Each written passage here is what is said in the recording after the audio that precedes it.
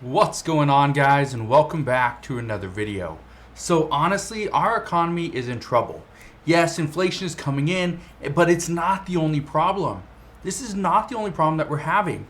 And what a lot of people are kind of figuring out day by day is there's other issues that are bigger than inflation, which is causing inflation. And I want to address what those are. Because this morning something major happened. This was huge. We got our new inflation report that shows a 9.1% inflation. Now, this is something that many economists have been fearing for quite some time. And the fact that it's finally here and we reached that 9% mark, that's scary.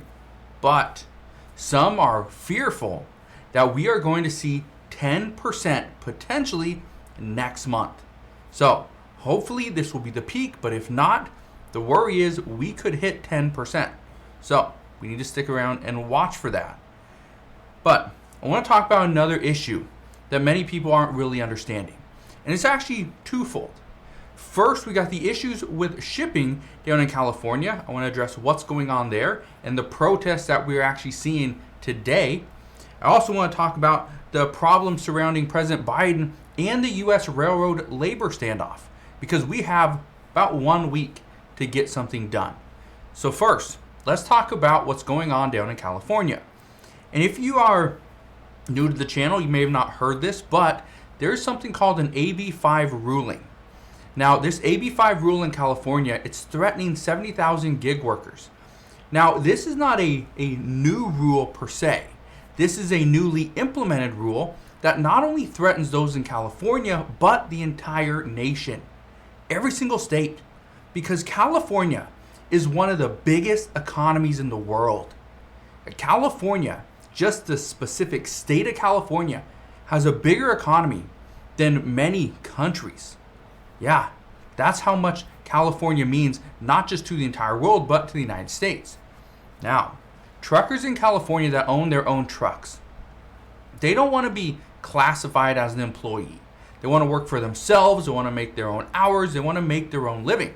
This is part of the reason why many people are protesting today.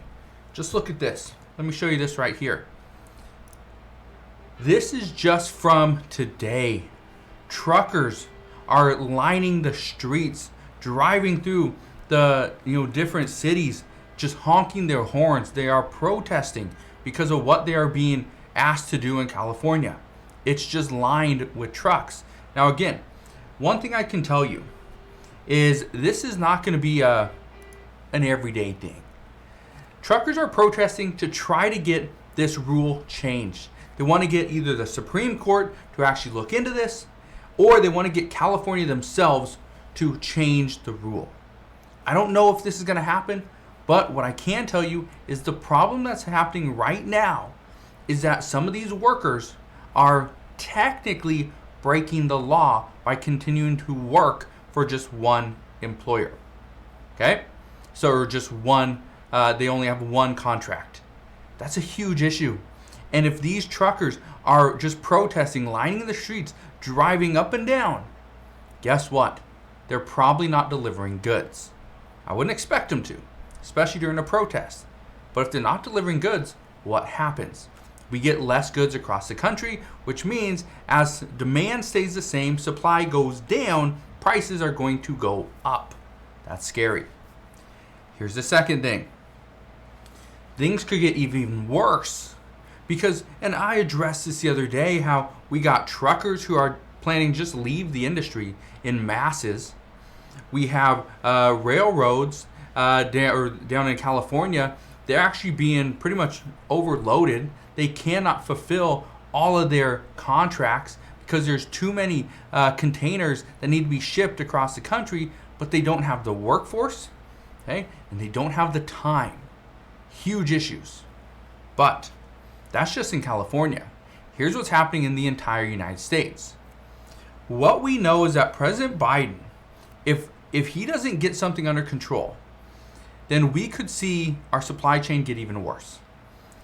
It was reported just today, President Biden must decide whether or not he is going to step in and assist with the nationwide railroad labor talks. This actually covers about 115,000 workers.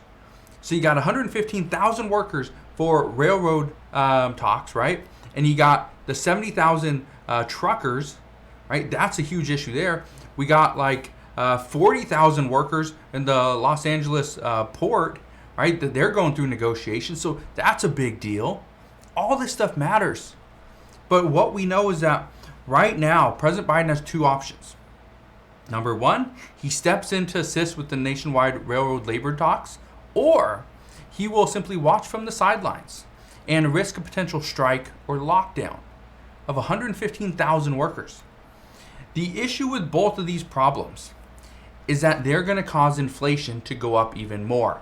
If just one of these things happen, 70,000 truckers decide to leave the industry, inflation will skyrocket. If we see that the labor talks break down and we see a strike or a lockdown, inflation is going to skyrocket. We are going to see demand stay the same. It's not going to change. Supply is going to drop, and again, prices going to skyrocket. That's the worry. But here's what you need to understand. President Biden has until Monday morning at 12:01 a.m. And by this time, he can either appoint a presidential emergency board, and they can make recommendations for a framework on a settlement, or he can do nothing by Monday morning, which would actually open the doors to operational shutdowns and strikes. Here's the reason why all this is so important. Our economy as of right now is on the verge of a recession. Our economy right now is very fragile. If the Federal Reserve comes in and raises rates faster than many people are actually anticipating they do, this could push us into an immediate recession. This could cause people to not want to spend money. The stock market sells off, right? Housing completely collapses. We're already seeing builders are not wanting to finish homes that they've started simply because the buyers that they had in line for these homes, gone. They cannot afford the new payments. So guess what? They're done. That's it. So inflation right now is not the only problem that we have here in the United States. There's multiple problems. But the big problem is consumers. We are the problem. And it's not because we need things. It's not because we want things. It's because we have to buy things. In order to live, we have to buy food. We have to buy fuel, right? Utility bills, we still got to pay for those. Rent, we still got to pay for that. All these things matter. And what we saw this morning with inflation now at 9.1%, the expectation is we're going to see consumers spend more money this month because they're worried that next month we're going to see even higher inflation. So that's what we know at this time. Again, there's a lot of issues. There's a lot of stuff going on. Just wanted to fill you in on what's happening and why our economy is potentially in trouble just moving into July. We still got to get through the rest of this month. We still got to get through August. We still got to get through September. Some are saying that October, November, December could be critical months. So again, that's what we know at this time. As always, as I know more, I promise I'll come back on and share all latest news and updates. Again, thank you guys for watching. Have a wonderful rest of your day. Consider subscribing, and I'll see you guys on the next one.